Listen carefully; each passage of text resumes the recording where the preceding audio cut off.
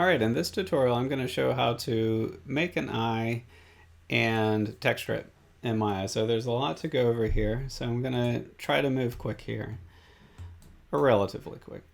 So let me quickly pull up a picture of an eye here. So in order to properly model an eye, I think it's important to look at the anatomy of an eye to kind of understand what we're doing. So looking at this image right here, you see here, looking at the outside shape of the eye, that has kind of got like a bulbous area right there. And then the pupil as a whole. And then the iris, this area where if you have blue eyes, you know, it's blue, brown eyes, etc., is right there, is its own shape. And so what we're going to do here, oh, one last thing here, is that the eye is clear right here, but it's more white and has veins, whitened veins kind of in this area, right? So the whiter your eyes, but that's kind of the same surface that's happening right there. So in order to model an eye, I think modeling it so that it's two objects, so it's this outer shell right here that has a combination of transparent and opaque right there. And then we'll have the iris right here. And so we'll kind of model those two things and bring them together here. So to start modeling, I'm just going to start with a polygon sphere. And I'm going to scale it up a little bit so we can see it better. And to start this thing out, you can kind of choose the amount of geometry that you want to use here. One thing that I might recommend is when you're modeling it, maybe in the orthographic view, take an image of an eye and use that as reference, you know, like we're normally doing, so that when you right click and do the edge loop, you can kind of set the edge loop so that the iris matches up with your photo reference, and that way you'll kind of have an eye that's correctly in proportion. So I'm going to skip that step for this just because I'm doing a demo and I mainly want to show the techniques here, but I would recommend right here to import a reference of an eye and just kind of get the shape of that pupil and iris to be the correct proportion. But so the first thing I want to do here after, you know, that step is I'm going to go to the attribute editor. So with this model selected, before I start modeling anything at all, so I'm going to select the model in objects mode, look in the attribute editor, and then under the third tab, polysphere 1 right here, I might just want to add a few subdivisions to this.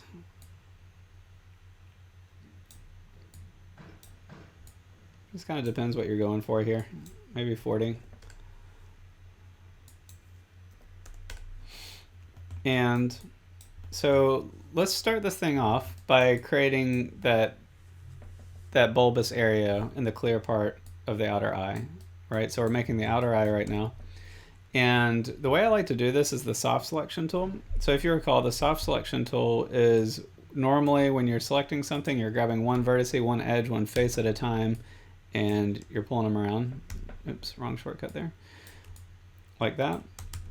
So the soft selection tool, you can get to it through two different ways. You can get to it by double clicking right here on your select tool. Then you'll get this menu. Then under soft select, you can enable it right here. And if you recall, this is kind of the ramp of which it kind of pulls your vertex out, because and then this indicates the region. And then the fall off radius is kind of the most important control. And you can see that here, how it becomes more yellow, red, and orange here. And so remember, I just have this one vertex selected. And if I pull it up with soft selection, it kind of grabs everything that within that color ramp. And so you can get to it by double clicking right here and you get this menu.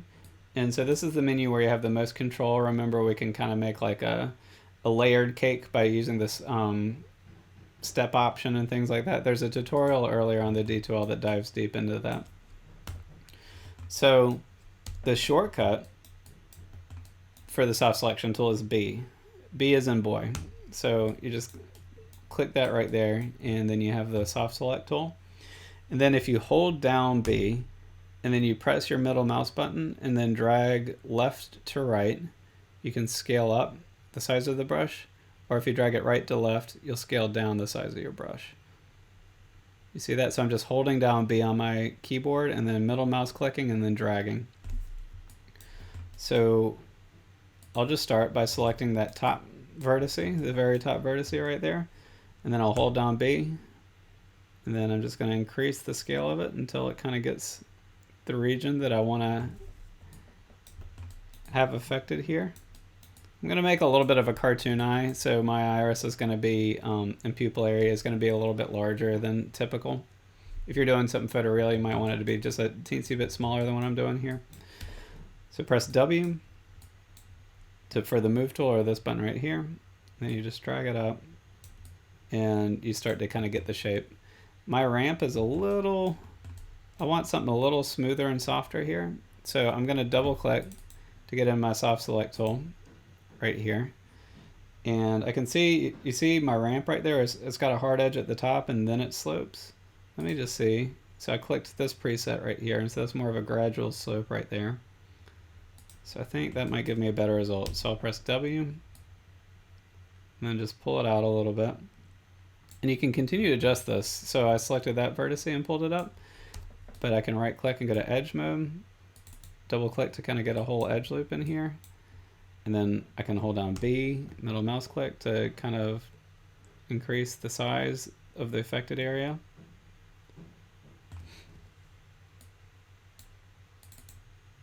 And I'm just double clicking on these edges to get the whole edge loops involved. So you can really shape this thing. So just double click. And I made sure to kind of get my brush size to where I wanted it.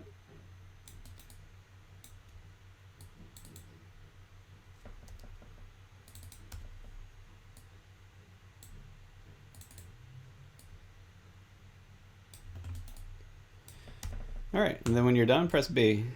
So actually, I kind of want this to be a little more severe than what I just did here. So I'm going to select that vertex right there, the top vertex, hold down B to get soft select, or press B to get soft select, hold down B to increase the range. And I'm just going to do one last push to kind of pull this thing out a little bit further here.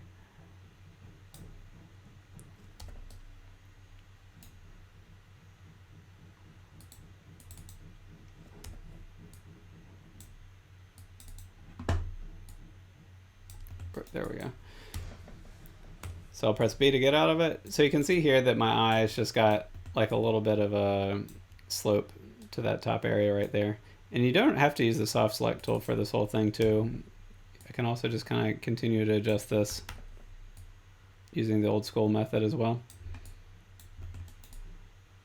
I'm going to end up, this is going to be like a really cartoonishly large iris that I'm making right here. So again, just keep that in mind as you're watching this. So this is going to be a big ol' iris pupil. Again, if you're doing photoreal, maybe go with that edge loop right there instead of what I'm doing. Okay, so that's going to be the outer eye right here. And then let's go ahead and make that iris pupil area. And so to create that, I am going to, first I'm going to name this, I'll call this outer. And then I'm just going to hide it real quick. And to create that other area, I could do it a couple different ways. But what I'm going to do here is I'm going to go to create polygon primitives and then pipe right there. So create polygon primitives and pipe. I'll create the basic shape right here. And before I start working on it, so before I even touch it, I'm going to go to the attribute editor in the third tab, polypipe 1. And I'm just going to adjust how many subdivisions it has here. So I'm going to give, I gave the last one 40 subdivisions on the axis. So I'm going to do the same here. So that's going to match. And then subdivision caps. This is an important one. So just kind of give this thing some subdivision caps right here. And I'm going to give it, I'll give it 10 right here. And for this particular model, I don't really need any of these faces on the bottom side of it. So I'll right click and go to faces, drag and select all those bottom faces right there. So again, I'm just keeping the top and I'm deleting the bottom and the sides here. So I just kind of bring my camera down to a side view or go down to the orthographic view, right click and go to face mode, drag and select like that, and then delete. And now we have just like a simple disk here. So now I'm going to unhide the outer. I'm just going to call this, I always get the iris and the pupil confused, so apologies if I'm, getting that wrong between those two. And so here, with this model, you can see that the my move tool is below the model now. So something we can do to fix that pretty quickly is just select the model in object mode, go up to modify, and then I'm looking for center pivot. So modify center pivot, jumps it right to the center right there. So looking at this, we'll probably need to end up reshaping this a little bit. That hole right there could be a little big, but we'll see. So let's unhide the outer. So in the outliner right here, I'm going to press H to hopefully bring that back. There we go. And I might change my view to X-ray so I can see both objects. And then I like to press this button right here where my cursor is. It's like a little box with a white box around it. And so that does wireframe on shaded. So it makes it so I can see both objects a little bit better because it keeps a wireframe unshaded there. And so here I'm going to switch to my top view. Do the same thing. I'm going to press the box to get the wireframe unshaded. So again, that box right there. And then shading, X-ray. So now I can see both models. And I'm going to scale up my RS pupil area.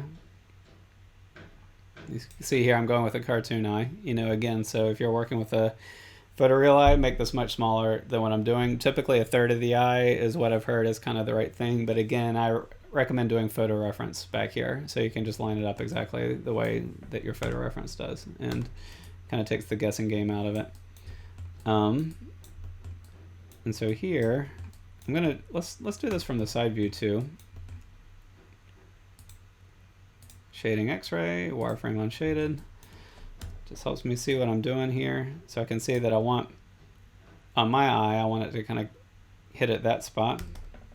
So I'll scale it down so it fits right inside of the model. Do you see that? So I'm just doing the middle scale button right here. And I really like to use the orthographic views to my advantage when I'm kind of doing this stuff.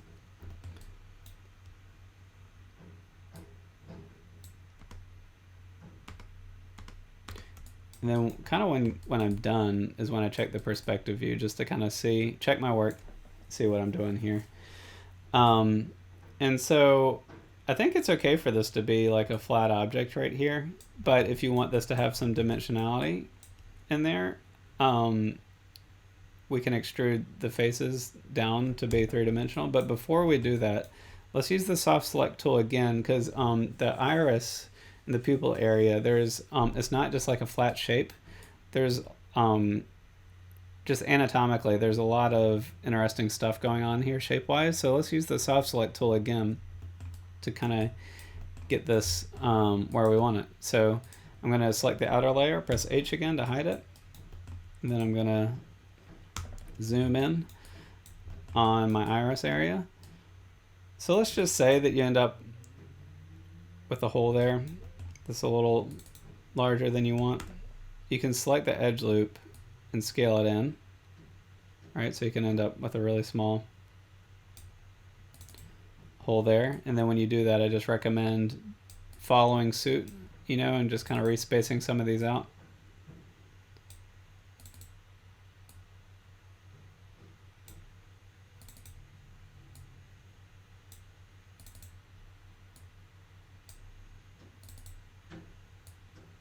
So I just double clicking, scaling from the center right there. That's all I'm doing during that step. Okay, so let's shape this thing. So same thing as before, we're going to use the soft select tool, and this time I'm going to select edges rather than vertices to kind of get this going. So I'm just going to press B on my keyboard. I'll right click it, sorry, I need to right click and go to edge mode.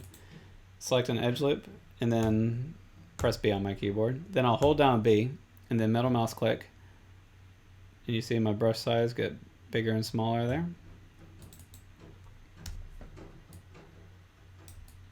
So here we're just going to shape this thing.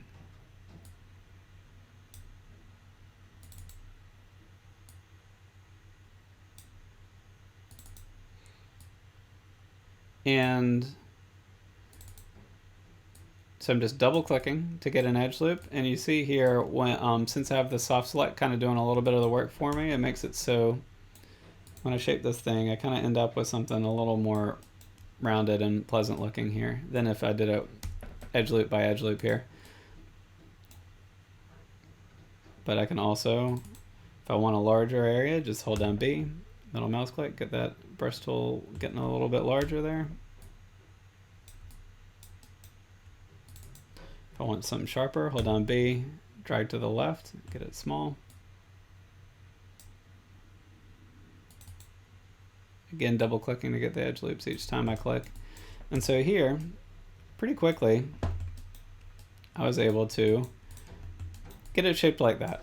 That's kind of the goal, is to kind of get it shaped something like that. It's kind of up to you a little bit, but that's just generally kind of the shape that, you know, these things make. And so we can keep it flat. If you want this to be three-dimensional, you can right click and we could either extrude these edges in a little. So right click, oops, if it'll let me. And I'll press B to get out of that. So I could just select that edge loop and then press, I'm going to go to the modeling toolkit and then extrude.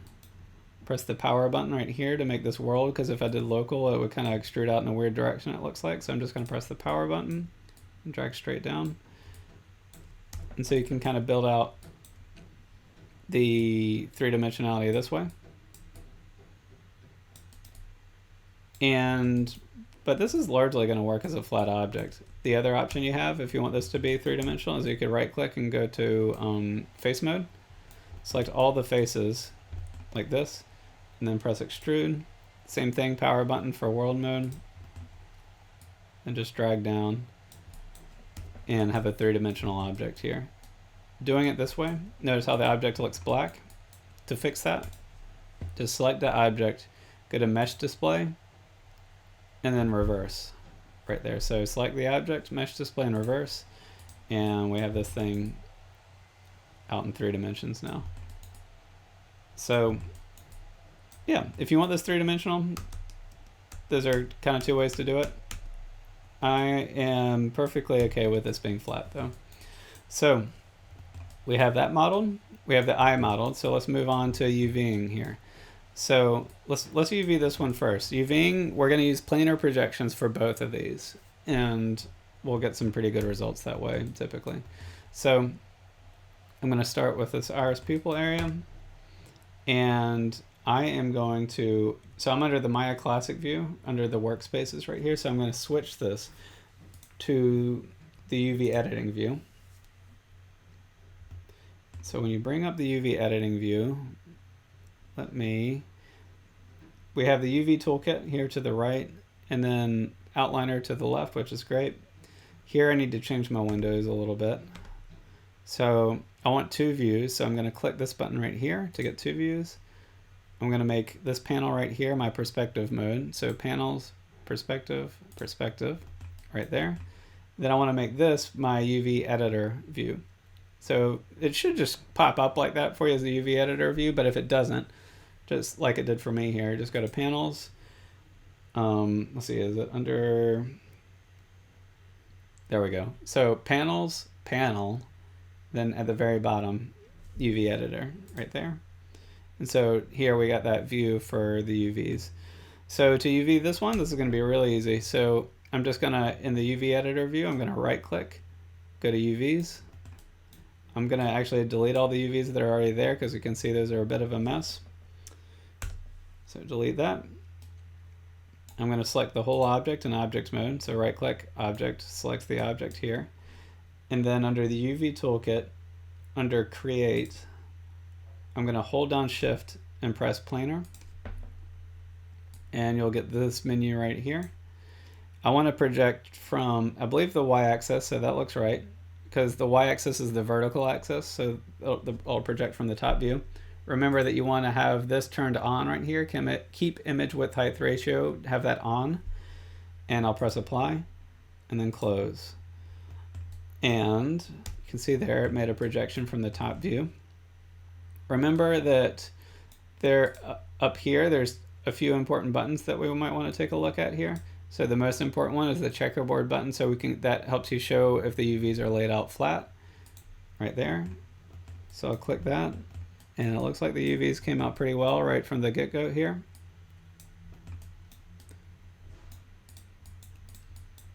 And so the checkerboard won't show up until you click on the object right here. You see that? And this button right here, it toggles between this button where my cursor is and this button. So this is kind of like the gray mode where it's just like a little easier to look at. And then this mode right here is kind of what I call the blue-red mode. And so the blue-red mode is if your faces or your UVs show up as blue, that means they're right side up. If they show up as red, you need to go under transform, scroll down to the bottom of the transform menu, and look for this flip button right here that's right above texel density. So if I flip it, you see it turned it red, which we don't want. So I'm going to flip it again back to where it was, to blue.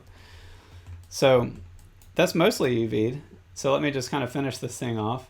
So I created UVs. I'm going to close down that transform menu and go down to, I don't need to cut and sew anything because this is a flat object, you know, it's mostly there. So I'll go next to the unfold menu right here under the UV toolkit. And with the whole model selected, I'm just gonna, it's either optimize or unfold. Let's see which one gives us the best results. So that looks pretty great, I think. So unfold works. Let me just check optimize. Okay, so I think unfold works a little better for this one.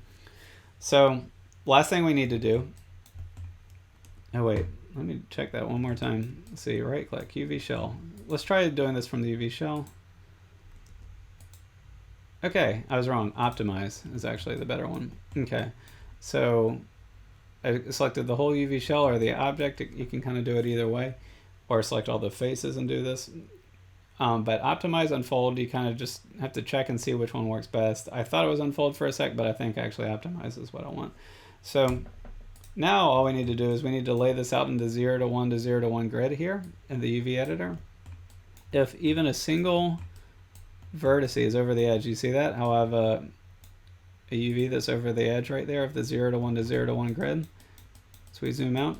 So that'll mess up my UVs if that's the case. So the last thing we need to do is right click and do,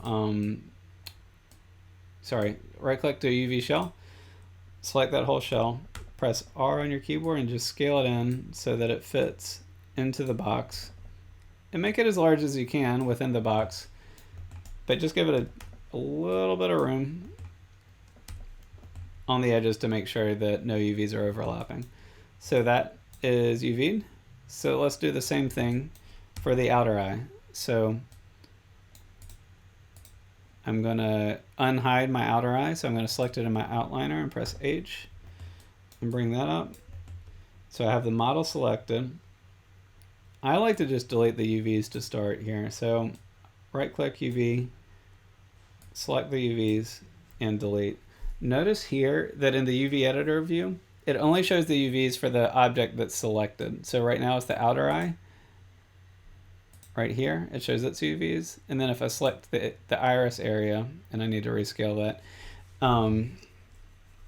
that'll show up. So as long as you select the outer eye, you're not at risk of deleting the UVs that we just made. But that being said, I want to save my work real quick in case anything crashes. So I'm just going to call this eye demo version 1.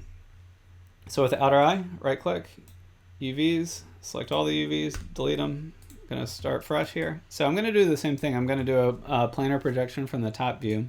And then I'm going to cut a seam towards the center of the eye, and I'm just going to divide this into a top and a bottom and lay them out in the UV view here, UV editor view right here. So I'm going to right click, go to objects mode, select that whole outer eye, and then create. And so UV toolkit, go to create, hold shift and press planar.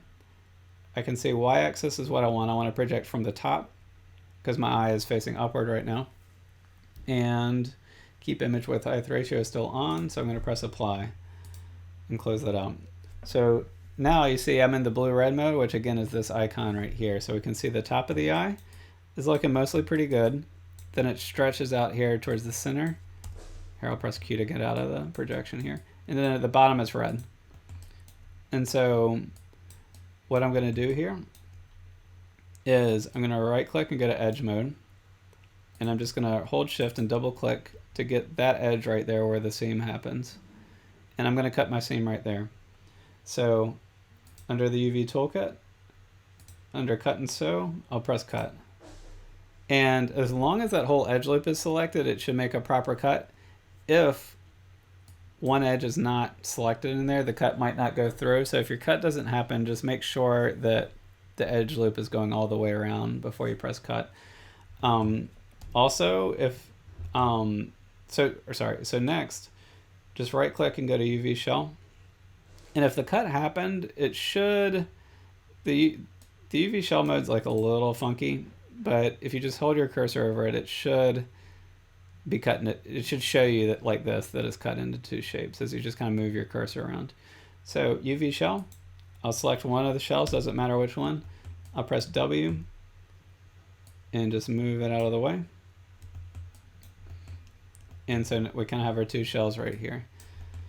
So now let's treat these two things. So I'm trying to remember, so I'll try to remember that I have my top UV shell to the left here. It's good to kind of just keep track of it a little bit. So I'm going to unfold these next.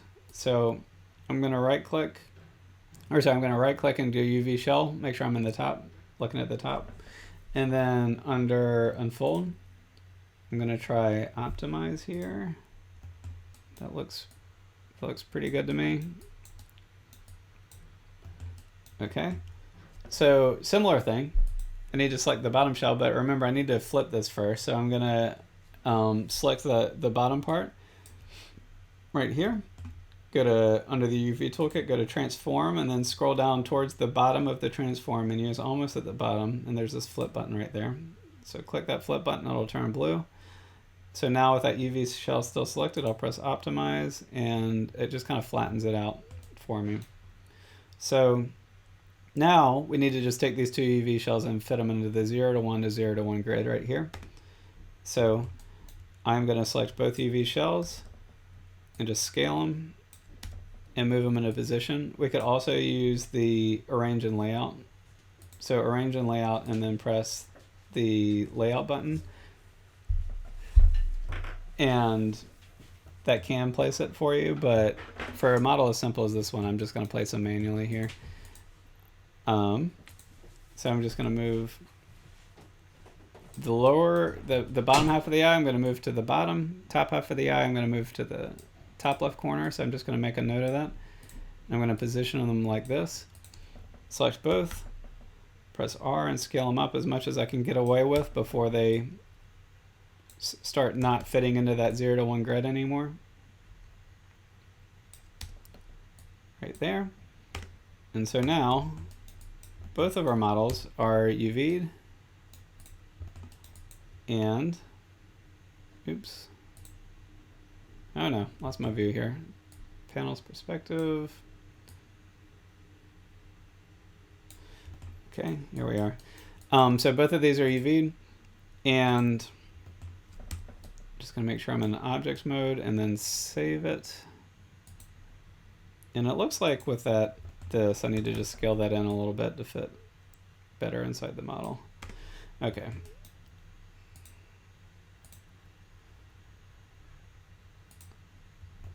Okay, so we have it modeled in UV now. So the process that I'm going to show here is I'm going to UV this, or sorry, I'm going to texture this kind of the traditional way. So you can kind of texture this however you would like. We could take these models and bring them into Mudbox and do it that way. And that way would work great for this, if that's what you prefer. And, you know, if for that process, you know, we just select both of these models and then just go to File, send to Mudbox, and send as a new scene. And then you could do projection painting or just paint it by hand, each of the models in that program. So what I'm going to do instead is I'm just going to UV this traditionally, the old school way. So I'm going to do this in Photoshop. And so I'm just going to get Photoshop kind of starting to run here. But so before I can bring these into Photoshop, I need to export UV snapshots of each of these models. And so what the UV snapshots do is they serve as they don't do anything magical. All they do is they just serve as a reference here when you paint. So, but they are necessary here.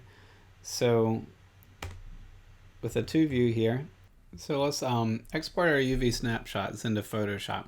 And so again, those are going to serve as reference here.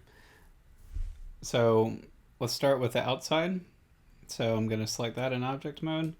So make sure that it's all selected here. And let's see here. I like to just make sure to select it in UV mode, so right click in UVs before I do the snapshot. There's one way where if you export it, nothing will show up unless you select it. So I remember UVs work, so I just typically do that. So I'm in the UV view, right click, UVs, select all the UVs here, and then it's a little bit of a strange command, but it's under image, and then at the bottom right there, UV snapshot. So under the UV editor, image, UV snapshot. So I'll click that. 4096 is okay here. I'll do TIFF, and I'm just gonna save this onto my desktop. Or you know what? I'll save it in the right place. So I'll do. I have my Cutstone folder where this project is, and I'm just gonna save this into my images folder.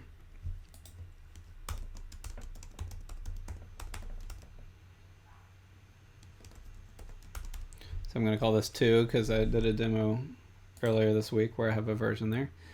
So the UVs aren't made yet. I just went to browse and I just typed in where I want it to save. Image format, TIFF is okay. 4096.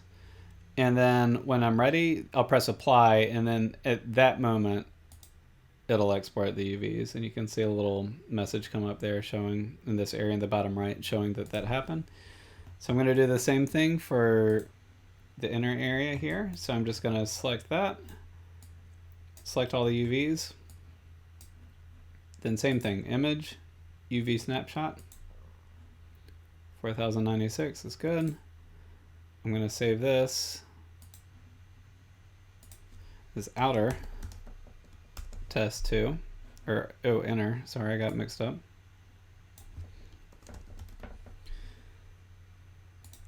Save that, and then press apply. Okay, so now when I pull up Photoshop, I'm going to go open up those 2 files that were just created. So under Cutstone head demo, put this in the images folder, and then name them there.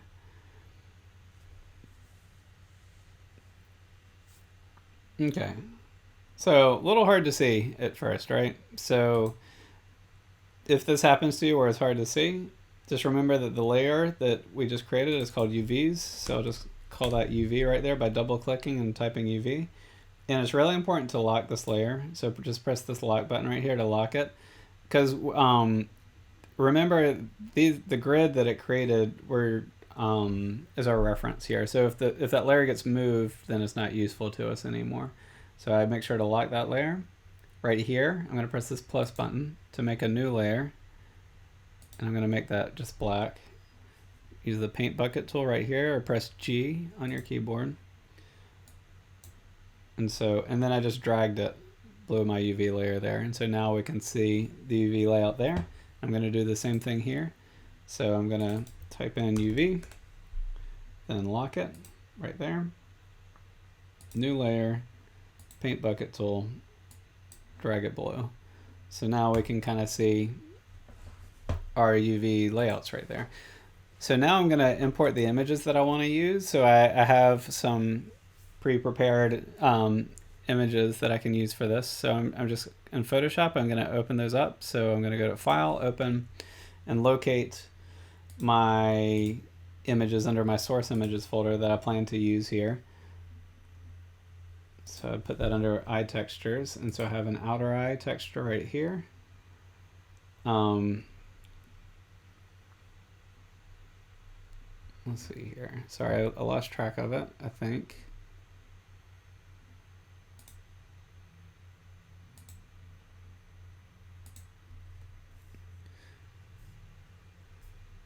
Oh, here we go. I was looking in the wrong folder. So we have this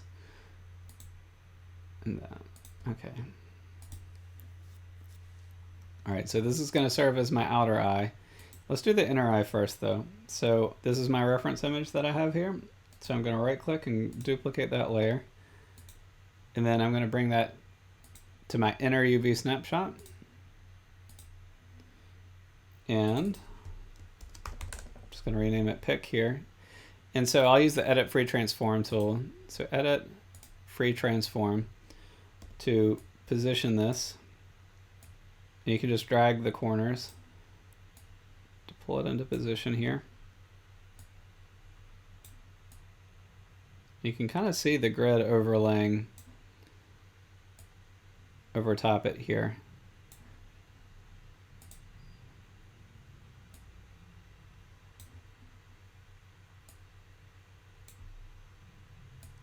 And if you just click the box, Free Transform will scale it uniformly for you. And if you type the arrows on your keyboard, you can kind of manually position it as well. Just kind of nudge it around some.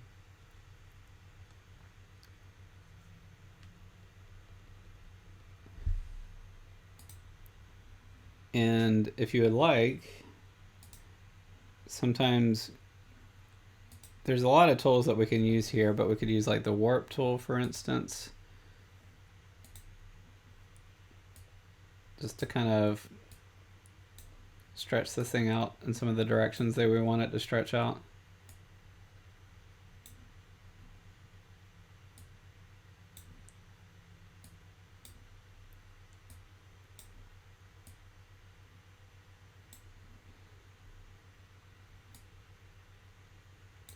There we go. Okay, so we got the eye right there. And so for this layer, I think what I'll do is do a diffuse, when we bring it into Maya, we'll do a diffuse map and then a bump map, because in real life, this area of the eye is actually has a lot of texture to it. So I'm going to go ahead and save this. This will be my color pass. Oh, before you save it though, make sure to turn off this UV layer right here, because if we export it, that UV grid will kind of be projected onto your model here. So I'm just going to turn that off. And then I'll go to File, Save As. I like to save these as PSDs. So under Source Images,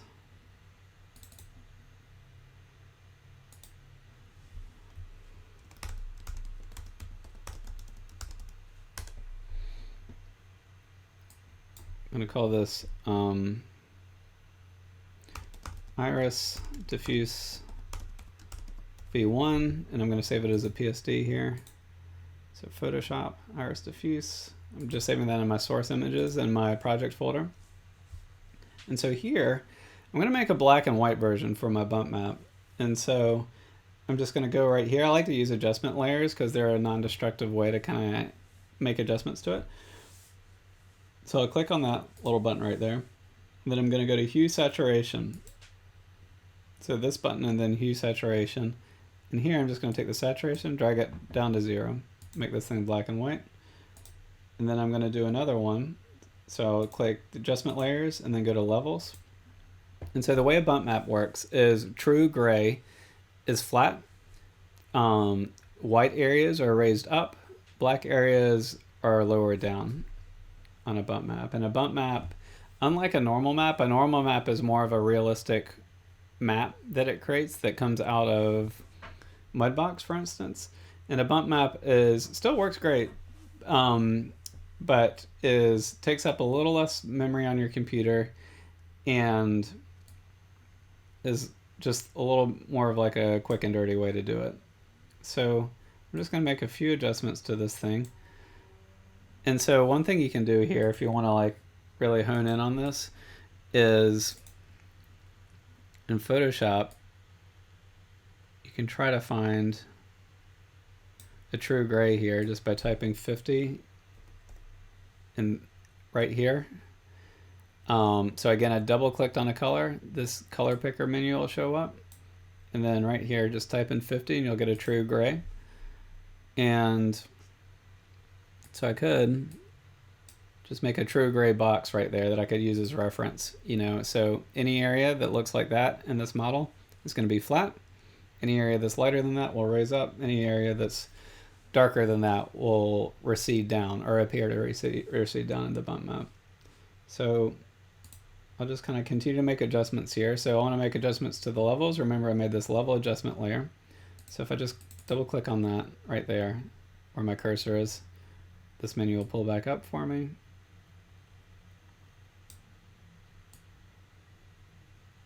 It's already looking pretty good. Just making some small, tiny adjustments there. Okay, so then when I'm done, I'll just turn off my reference and I'll save this as a PSD in the same menu, but I'll just call it bump instead of diffuse. We can also we could save these as JPEGs, and that would work fine, and it would probably process more quickly on your computer. So I'll typically save these as a PSD, and then sometimes, particularly if my computer's struggling with a project, I might convert these into JPEGs, particularly if they don't need an alpha channel or anything like that, and then work that way because it'll just save some memory on your computer. All right, so we have the inner eye right there. So let's move on to the outer eye. So I remember this is the front of the eye, this is the back of the eye. So I have this image right here, and I'm just going to duplicate it onto that area right there. And I'll use free transform, so that's also Command T is free transform, or you can go to edit free transform right there. And you can just grab it and move it into position here.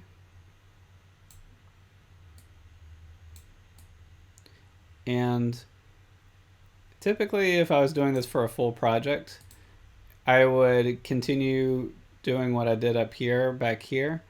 But what I'm going to do here is I'm just going to make the bottom just a plain red. Oops. What am I doing? All right, so double click, paint. Here we go. Okay, so for the back, I'm just going to have it be a plain red. So I'm going to make a new layer. I'm going to use the eye picker just to choose this red area, which is the eye button right there. And then you can press G or press this button right here to fill in that back area. So you can see that's just kind of a quick way to kind of get that area filled in, because we're not going to see the back of the eye too much, you know what I mean? So the main thing I'm concentrating on is the front of the eye, and I might want to zoom in a little bit. And I think this looks okay for the placement of the diffuse map. There's a chance I might need to do some back and forth if my iris comes out too far out here, but we'll see, you know. Sometimes when you're texturing this way, there is just a little bit of back and forth, and I think that's true for Mudbox too, where when you're texturing something, you just have to try some things out, and you might need to check it in Maya, go back to Photoshop, you know, test your work here. So we're going to export two maps out of this. So we're going to do one that's a diffuse map, and then one that'll work as a transparency map. Because if you recall in the eye, if you recall in the beginning of the lesson, I was saying this area right here is opaque in the eye, but this area right here is transparent. So what I'm going to do here is I'm just going to turn off that UV guide right there, and I'm just going to go to File, Save As, and in that same folder under Source Images, I made that Eye Textures 2 folder, and then I'm just going to call this Eye Diffuse version 1. I'm going to save this as a PSD. So this is going to be my diffuse or my color layer, and I'll save that. And so now what I want to do is I want to save a transparency layer. And so what I need to do here, and I might have this reversed, so we'll have to see a little bit, but I'm going to press new layer, and then I'm going to click here. So I double clicked right there and got black, or you could click this little box right there to get black. And then I have black and white, and I can switch back and forth between those two. If I recall, I think the black is going to mean transparent here. So I'm going to paint the area that I want to be transparent. So I'm just going to use my brush right here. And you can use your brackets on your keyboard to scale it, or you can right click and scale the size right here and the hardness right there. I think I want something like a soft brush here. And I'm just going to click it right there. If I click it twice, it so I clicked it once, it did that. Click it twice, click it 3 times maybe. I'm going to take the hardness up.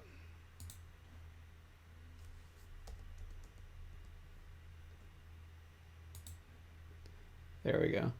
So that's kind of my black layer. So that area is going to be the area that's going to be transparent here. And then I'm going to make a new layer that's going to go underneath it, and I'll call it white. And then I'm just going to click the switcher button to choose the white color, press G, or press the paint bucket tool, and then paint in the area right there. So the idea of the transparency image is that we're telling Maya to make like an alpha channel, and I might need to invert this image. I can't quite remember which one's transparent between black or white, but inverting this is going to be super easy to do if we need to do that. But I believe black for the area you want transparent, white for the area that you want to be opaque. I'm going to go to File, Save As, in the same area right here, under the Source Images folder, I'm going to just name Eye Transparency, save it as a PSD, and press OK. So now we're ready. We've textured, and we're moving on to lighting and text, applying the textures. Sorry. So I'm going to move out of my UV editing view because I don't need that anymore. We're back in Maya, and I got my model here. I'm going to click on, oops, if it'll let me, objects mode, and first thing I'm going to do is we're going to be rendering this as we test it out. So I'm just going to build like the most basic lighting scheme here. So I'm just going to go to Arnold, Lights, and then I'll do a sky dome light. So you could also do physical sky right here, just so you can see what you're doing. Or an area light, you know, just we're going to light the scene simply here. So I'm just going to go to, for me, I'm going to go to Arnold Light, Sky Dome Light. It'll make a sky dome. And I need to give that sky dome a texture.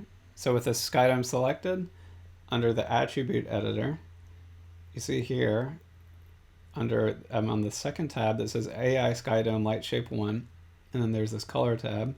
And if I click the checkerboard next to the color tab, so again, all I've done is I went to Arnold, Lights, Sky Dome Light, created the light, select that sky dome, then under the attribute editor, find this tab, go to color. We're going to attach a file. And you'll go through those steps. and then I need to attach the file here. So click this folder right here, and then have my little HDRI area, and that should be an okay HDRI map to use. So now when we render, something will show up. That's kind of the main goal of that. And I'm just doing a quick lighting scheme there, as quick as possible. So now that you've created a light in your scene, we're going to go to the hypershade, and we're going to do a lot of work in the hypershade from this point. So click this little egg button right here under your render icons, and you'll get the hypershade. And we're going to create two new materials, and both of them are going to be Arnold standard surfaces. So right here in this box right here under the create window, go to Arnold Shader. So Arnold Shader, and then find AI standard surface in here, which will be kind of maybe 2/3 of the way down, and it has a little A above it right there. So we're going to make one, and you see when I created it here in our node view, and then up here in our materials window it also came up. So let's rename this. So I'm going to name this, you can either rename it by typing right here or right clicking right here and then going down to rename. And I'm going to rename this iris. So we have one material that's going to be the iris, and we're going to create another material. So I'll just clear out this node view. This doesn't delete it, it just moves the nodes out of the way here. You just by clicking this clear button. And then if you want to bring them back, just select the material you want to adjust, and then press this double play button, and it'll come back up. So clear just moves it out of the way. Double play button right there brings it back. So we made the iris. Now let's make another AI standard surface material just by going to Arnold Shader, AI standard surface right there. And then we're going to call this one outer. So last time I named it by right clicking and then going to rename here. This time I'm going to select that main node and then just name it here. And it does the same thing there. So I'll just press this clear button to move that out of the way. And let's texture the iris first. So I'll click it, press the double play button to bring it up. And I'm going to hide my outer eye just by selecting it and pressing H to just move it out of the way. And we'll start by doing the base color on this. So I'm going to click the main node right here. So again, I have the iris material selected, and I'm just clicking this big main node right there. And so we're going to do the diffuse layer or the color layer first. And so with it selected, color, press this checkerboard button, and we're going to, this window will come up, and we're going to choose File. And you see there that it made some new nodes. And it's pretty simple, where we just have the main material node right here, and then we have this file node that's plugging in to the base color. So make sure that this node's selected, the file node, and then we need to give it a file to attach to, which is going to be our diffuse color layer of the iris. So next to image name, with it selected, there's that little folder right there. So again, just select this node right here. Under image name, select this folder, and then locate your iris diffuse layer. And so now let's just see if that came through. So I'm just going to move my hypershade down a little bit, and then line up my camera, and then go to Arnold, and then render. And it might need a second. Okay, so that didn't quite work. Oh, right. So it didn't work because I forgot a step here, which is I made the iris node, but I didn't attach it to that object.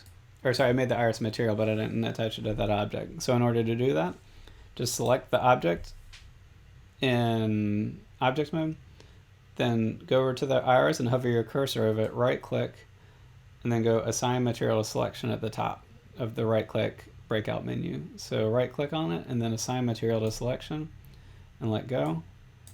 And now my computer is going to need to think about it just for a moment. And you see here that we have the iris attaching on, which is great.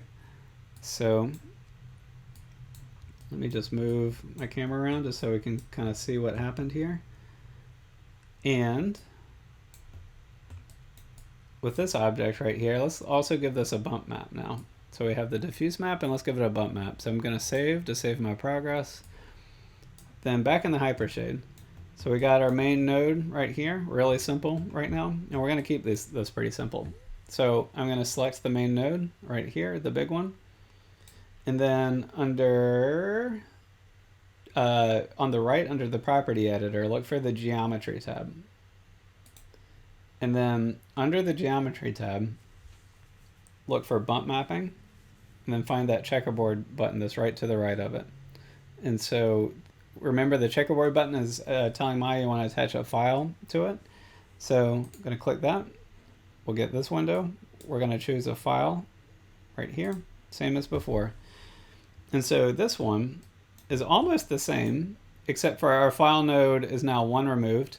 And so all this is so we have a file that we want to attach here. So that's where we attach the file that we want to use. And then this bump node, we just have as a node where if you click on it, you can set the bump value and change some of the other settings here. And we're not going to need to dive too deep into it. So this is still pretty simple here. So I'll just click on the file node that I'm moving around right here.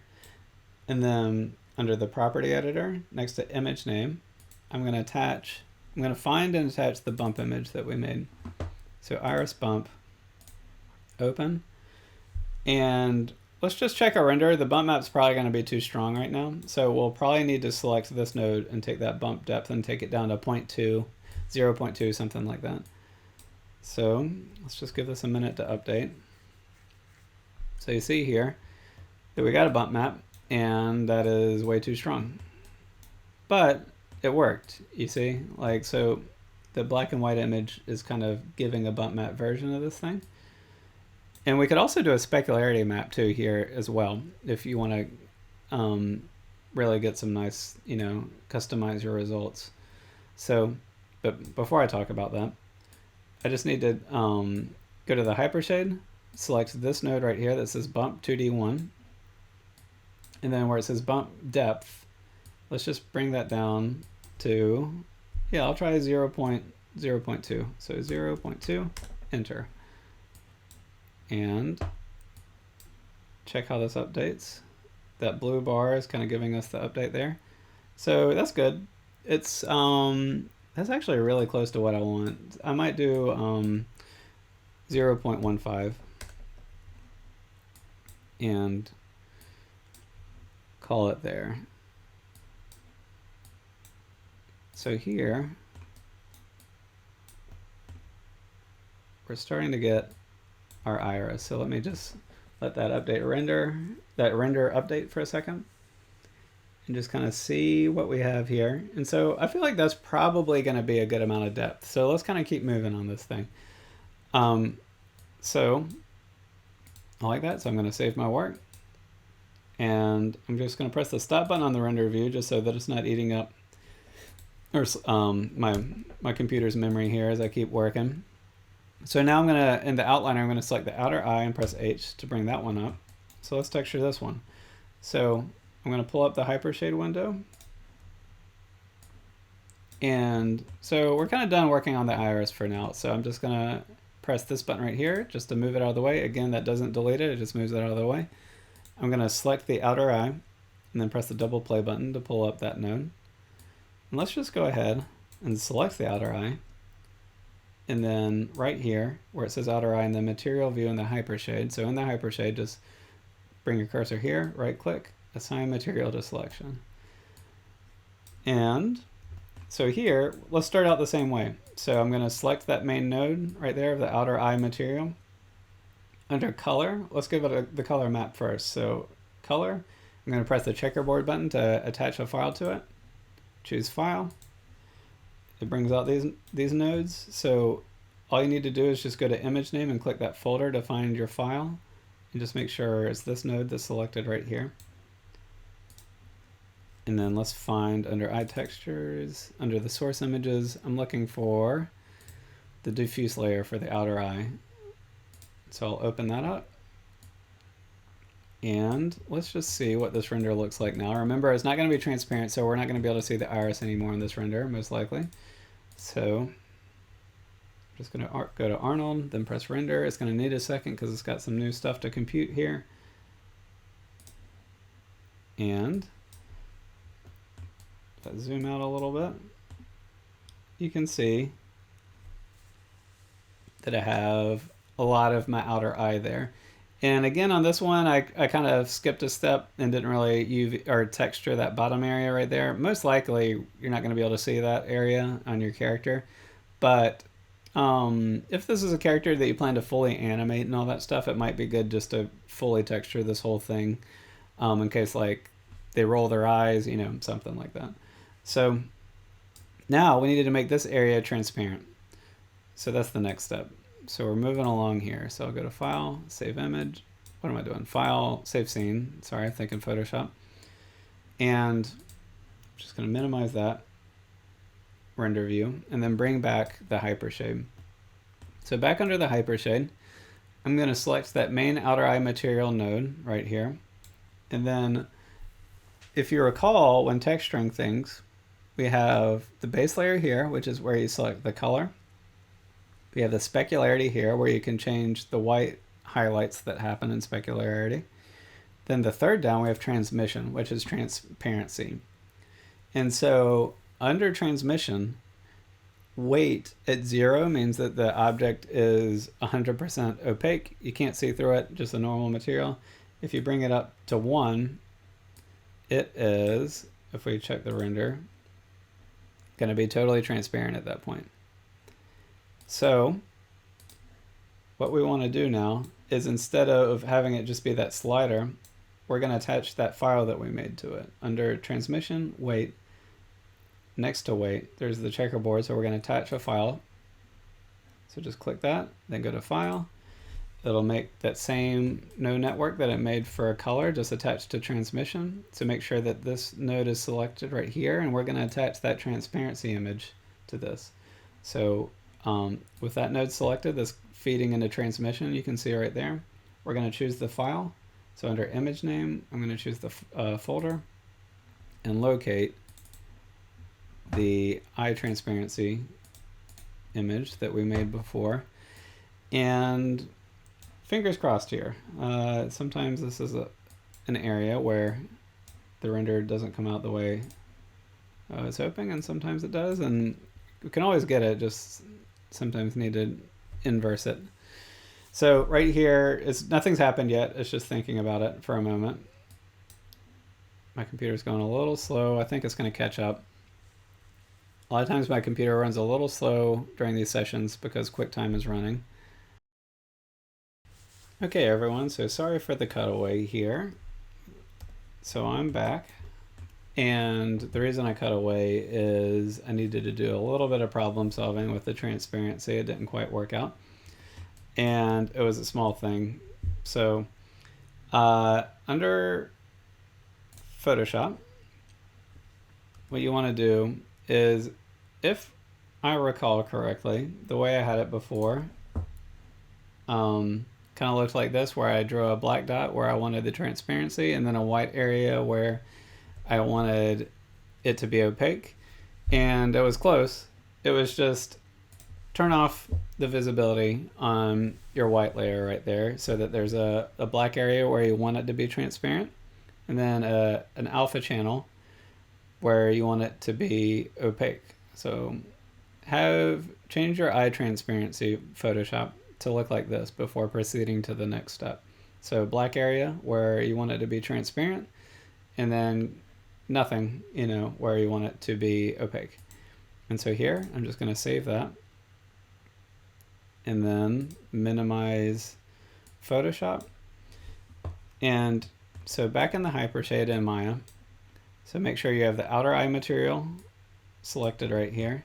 And with that main outer eye material selected right there, go under transmission, which is the third tab. So we have the base color, we have specularity, and we have transmission. And then here, under weight, we're going to attach an image. So we're going to press that checkerboard button right there and choose a file. And then with this node that was created right here, that's plugging into transmission, we're going to click on that folder right there and find the eye transparency image. And notice here that before is the out color was plugging into the base color. Same for the bump map. But here we have out alpha plugging into the transmission. So it's really the alpha channel that matters here. And so now with that updated, let's check our render view. So go to Arnold and then render, or let's see here. Find your render view here. And after a quick update, you should now have an area where your eye is transparent and then opaque on the outside. So let me just let this render update for a moment here. And so from here, we're just kind of making small adjustments to this. So I added an area light that's during the break.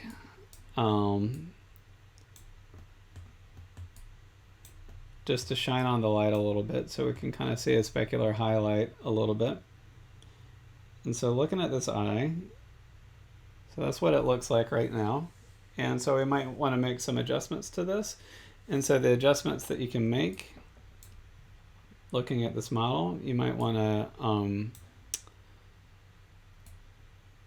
just kind of work on it for a while just to get the shape of things right. So for instance, the black area that goes around the outside of the eye, I might want to paint that in a little bit. So on, let's see here, I think I need to open up the file. So I'm looking for my diffuse layer under eye textures, under source images. Here we go. And so here, for instance, I might want to turn on my UV grid so I can get a preview. And I might want to paint in a black layer kind of coming in here, because around the edge of the iris, we all have like a little bit of a black area out there. Let's see here.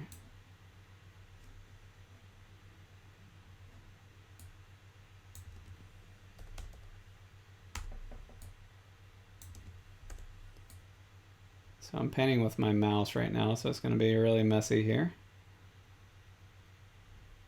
Probably want to use a tablet for this. So just painting that in. Might make one layer that's like just kind of 50% opacity, something like that, and then do another layer. So I made a new layer. I'm just going to layer this in a little bit.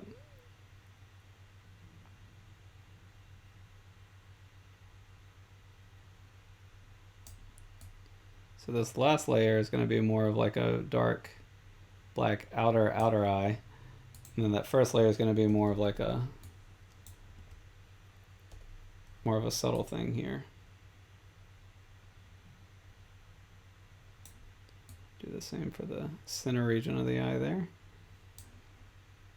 Then turn off UVs, and then I'll save this. And then I'll need to update it in Maya. So this is a large part of the texturing process in Maya, is you're just kind of, you're bringing it in, then you're looking at it, and it's almost never going to look exactly right from the beginning. So you'll need to kind of go in and kind of make some adjustments here. So we're working on the iris right now. And I'm just going to update that file.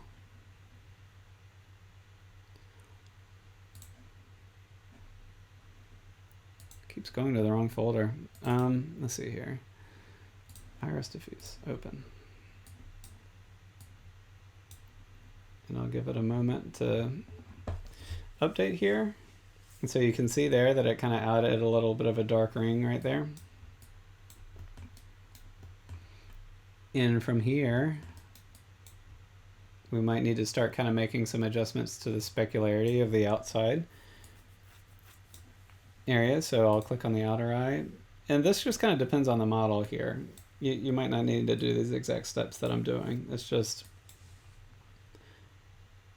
me noticing what I'd like to change on this specific model here.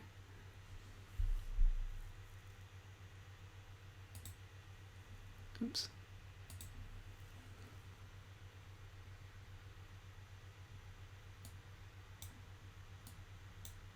So here, under specularity, if you take the roughness and you drag it in, you'll get sharper specularity there, and then if you bring it up, you'll have more broad specularity.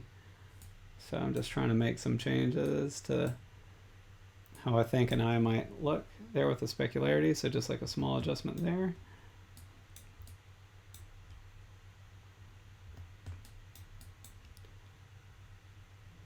With that inner iris area, there might be too much specularity in there for my taste. It looks a little like wet or something in there. So with the iris, I'm going to bring that back up and then adjust its specularity. So I'm going to select the main node, and I'm going to take the weight and bring it up a little, and then, or sorry, the roughness and bring it up a little bit, and then the weight and bring it down. So the weight is the amount of specularity that it has.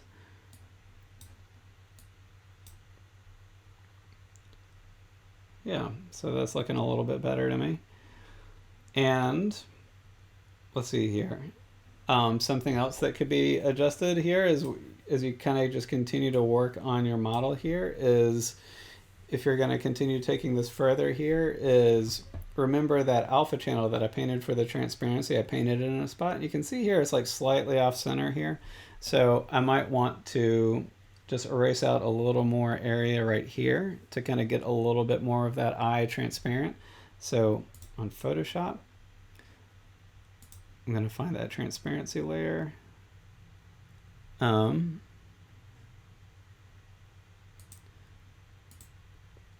we go. Let's see here. And I'm just going to try painting this in a little bit more. I might make a new layer just to give myself a little more breathing room on this.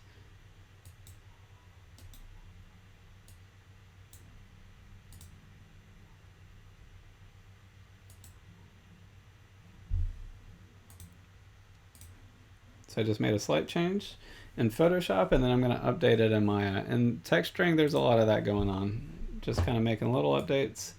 Again, annoyingly, in the hypershade, I have to keep going back to it and then reloading the file to get it to kind of show up in the render here. So I just reloaded the file that I made, and now it's just going to reload in the render here.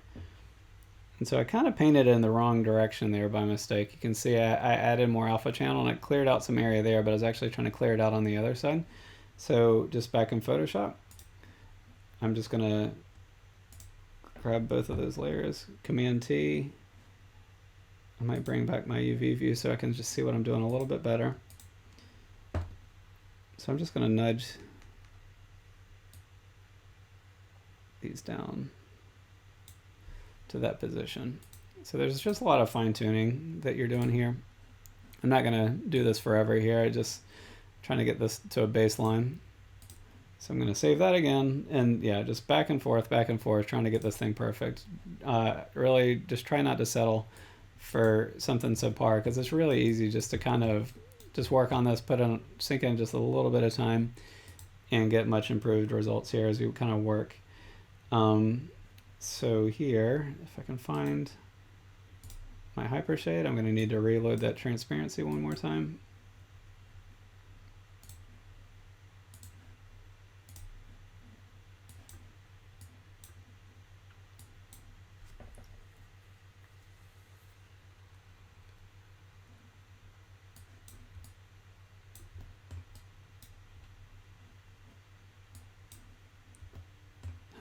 Still not quite right.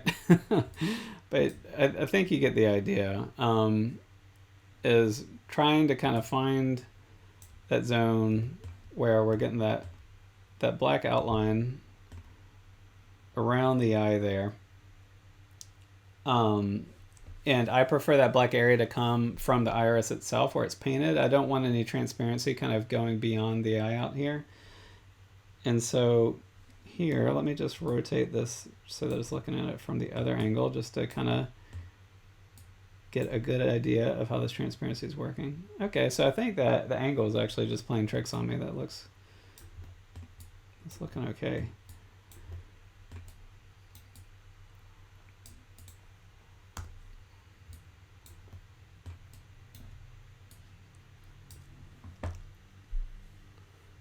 So we got our eye here. One thing that you might want to do is when someone has red eye in a photograph, that is the hole in this little region right there. The flash from the camera is projecting to the back of the eye, and you see the red back there. And just in case you have a light shining right at your character, you might want to just add like a quick black plane back there, just so that inner eye always appears black here. But so the reason for kind of modeling an eye, kind of going through these steps to get the eye like this, is when you get the eyes accurate, or you kind of put in this work, it'll add a lot of fun life to your character. They'll seem alive. Like a lot of animations, if you look at a character and they kind of seem dead to you or something like that, maybe it usually has to do with the eyes, not having enough kind of going on in there. And so by doing this process and building out the eye in a way that's anatomically accurate, we have this variety of textures here, where we have the iris pupil area where we have that kind of nice texture that happens from the bump map. And you see it's a very different texture than we have for the rest of the eye, where we have the transparency here and then the opaque area here. And one thing that's nice here too is since it's rounded at the top, and then we have that inner area down there, when they move, when light changes, when characters move their eyes around, all that stuff, the light will kind of hit the eye differently, and you'll usually kind of get these white highlights in there, and it'll just kind of make things just come to life a little bit more once you kind of get this thing nailed down. So that's the basic process for texturing an eye.